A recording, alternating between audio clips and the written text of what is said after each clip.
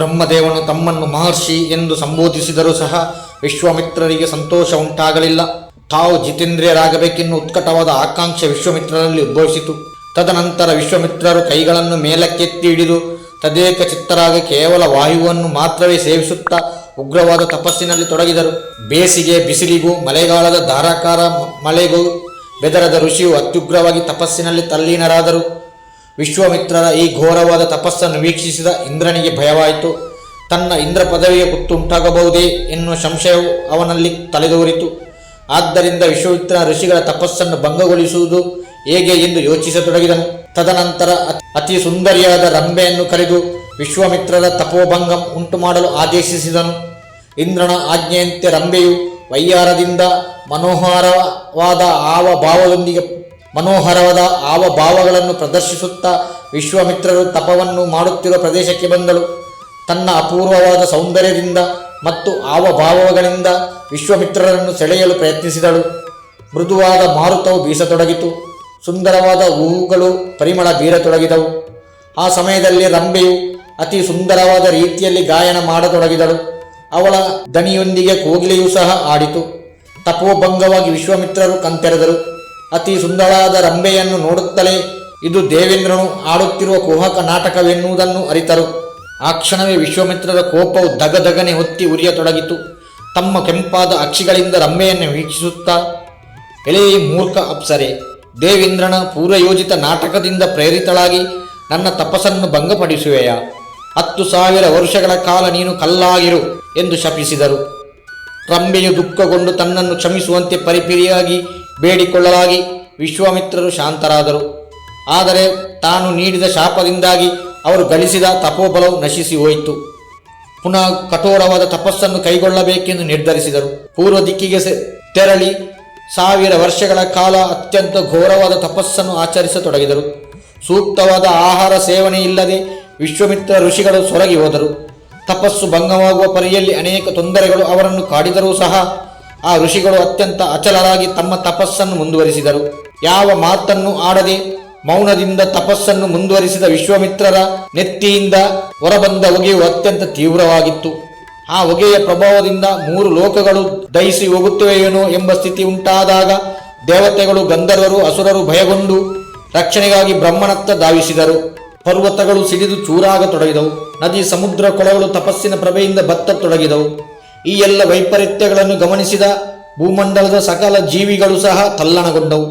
ಹೀಗೆ ಸಮಯ ಸರಿದರೆ ಸಂಪೂರ್ಣ ಜಗತ್ತೇ ಮಹರ್ಷಿಯ ತೇಜೋಪ್ರಭೆಯಿಂದ ಸುಟ್ಟು ಭಸ್ಮವಾಗಬಹುದು ಎಂದು ದೇವತೆಗಳು ಭಾವಿಸಿ ಬ್ರಹ್ಮನಲ್ಲಿ ಬೇಡಿಕೊಂಡರು.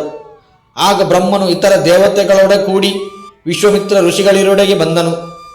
ಎಲೆ ವಿಶ್ವಾಮಿತ್ರ ಮಹರ್ಷಿಯೇ, ನಿನ್ನ ತಪಸ್ಸು ಫಲಿಸಿತು. ನೀನೀಗ ಜಿತೇಂದ್ರನಾಗಿರುವೆ, ಬ್ರಾಹ್ಮಣ್ಯವನ್ನು ಸಹ ಪಡೆದಿರುವೆ. ಶಾಂತನಾಗು, ನಿನ್ನಿಂದ ಸಕಲರಿಗೂ ಮಂಗಲ ಉಂಟಾಗಲಿ. ಇಂದಿನಿಂದ ನೀನು ಬ್ರಹ್ಮರ್ಷಿಯಾಗಿರುವೆ.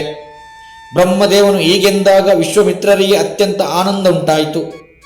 ಬ್ರಹ್ಮನಿಗೂ ಇತರ ದೇವತೆಗಳಿಗೂ ವಂದಿಸಿದ ವಿಶ್ವಾಮಿತ್ರರು ವಸಿಷ್ಠರಲ್ಲಿಗೆ ತೆರಳಿದರು.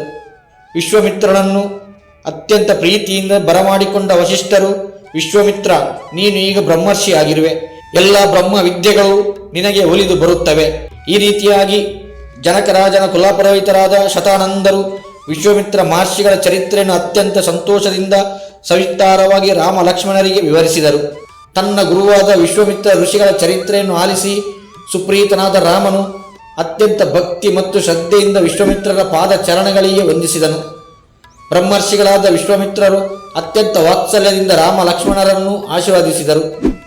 ಜನಕ ಮಹಾರಾಜನು ಈ ದೃಶ್ಯವನ್ನು ಆನಂದದಿಂದ ವೀಕ್ಷಿಸಿ ತನ್ನ ಕಣ್ಣುಗಳನ್ನು ತುಂಬಿಕೊಂಡನು. ಪೂರ್ವದಲ್ಲಿ ಅತ್ಯಂತ ಸಂಭ್ರಮದೊಂದಿಗೆ ರವಿಯು ಉದಯಿಸುತ್ತಿರುವಂತೆಯೇ ಜನಕರಾಜನು ರಾಮ ಲಕ್ಷ್ಮಣರನ್ನು, ವಿಶ್ವಾಮಿತ್ರರನ್ನು ಗೌರವಪೂರ್ವಕವಾಗಿ ಅರಮನೆಗೆ ಸ್ವಾಗತಿಸಿದನು.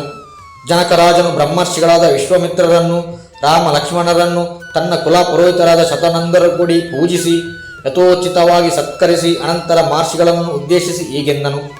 ಮಹಾತ್ಮರೇ, ಸಕಲ ವಿದ್ಯಾಪಾರಂಗತರು ನಿರ್ದೋಷಿಗಳು ಆಗಿರುವ ತಮಗೆ ಭಕ್ತಿಪೂರ್ವಕವಾಗಿ ವಂದಿಸುತ್ತಿದ್ದೇನೆ. ರಾಜಕುಮಾರರನ್ನು ಜೊತೆಗೂಡಿಕೊಂಡು ಮಿಥಿಲಾ ಪಟ್ಟಣಕ್ಕೆ ಆಗಮಿಸಿದ ಕಾರಣವನ್ನು ತಿಳಿಸಬೇಕೆಂದು ತಮ್ಮಲ್ಲಿ ಕೇಳಿಕೊಳ್ಳುತ್ತಿದ್ದೇನೆ. ಆಗ ವಿಶ್ವಾಮಿತ್ರರು ಹೀಗೆಂದರು. ಸೂರ್ಯ ಚಂದ್ರರೂಪಾದಿಯಲ್ಲಿ ಪ್ರಕಾಶಿಸುತ್ತಿರುವ ಈ ರಾಜಕುಮಾರರು ದಶರಥ ರಾಜನ ಪುತ್ರರು. ನಿನ್ನಲ್ಲಿರುವ ಮಹಾಮನ್ವಿತವಾದ ಧನಸ್ಸನ್ನು ನೋಡಬೇಕೆನ್ನುವ ಕುತೂಹಲದಿಂದ ಆಗಮಿಸಿದ್ದಾರೆ. ಅವರ ನುಡಿಗಳನ್ನು ಆಲಿಸಿದ ಜನಕ ಮಹಾರಾಜನು ಅಸನ್ಮುಖನಾಗಿ ತನ್ನಲ್ಲಿರುವ ಧನಸ್ಸಿನ ಕುರಿತಾಗಿ ವಿವರಿಸತೊಡಗಿದನು. ಮಹರ್ಷಿ ವಿಶ್ವಾಮಿತ್ರರೇ, ಈ ಧನಸ್ಸಿನ ವೃತ್ತಾಂತವನ್ನು ತಿಳಿಸುವೆನು, ಆಲಿಸಿರಿ. ಪೂರ್ವದಲ್ಲಿ ದೇವರಥನೆಂಬ ಅರಸನು ಅತ್ಯಂತ ಧಾರ್ಮಿಕನೂ ಪ್ರಜಾಜನ ಶ್ರೇಯ ಅಭಿವೃದ್ಧಿ ಅಭಿಲಾಷಿಯೂ ಆಗಿದ್ದನು. ದಕ್ಷ ಯಜ್ಞದ ಕಾಲದಲ್ಲಿ ಅವಿರ್ಭಾಗಗಳನ್ನು ಸ್ವೀಕರಿಸಲು ಆಗಮಿಸಿದ ದೇವತೆಗಳ ಶಿರವನ್ನು ಕಡಿಯಲು ಪರಮೇಶ್ವರನು ವಿದ್ಯುಕ್ತನಾದಾಗ, ಆ ಸಂದರ್ಭದಲ್ಲಿ ದೇವತೆಗಳೆಲ್ಲ ಸೇರಿ ಪರಮೇಶ್ವರನ ಪಾದ ಚರಣಗಳಿಗೆ ಎರಗಿ ರಕ್ಷಿಸುವಂತೆ ಬೇಡಿಕೊಳ್ಳಲಾಗಿ, ಶಾಂತನಾದ ಆ ಪರಶಿವನು ತನ್ನಲ್ಲಿರುವ ಶ್ರೇಷ್ಠವಾದ ಧನಸ್ಸನ್ನು ದೇವತೆಗಳಿಗೆ ನೀಡಿದನು.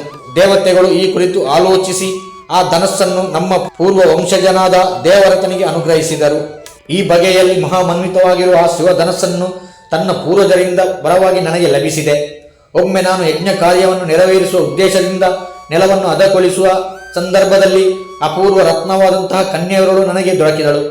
ಆ ಕನ್ಯೆಯನ್ನು ಅತ್ಯಂತ ಆದರಪೂರ್ವಕವಾಗಿ ಸೀತೆ ಎಂದು ನಾಮವನ್ನಿಟ್ಟು ಅತಿ ಪ್ರೀತಿಯಿಂದ ಸಾಕಿ ಸಲಹುತ್ತಿದ್ದೇನೆ. ಯೋಗ್ಯನಾದ ಶೌರ್ಯವಂತನಾದ ಪುರುಷನಿಗೆ ಅವಳನ್ನು ನೀಡಿ ವಿವಾಹ ಮಾಡಿಕೊಡಬೇಕೆಂದಿದ್ದೇನೆ.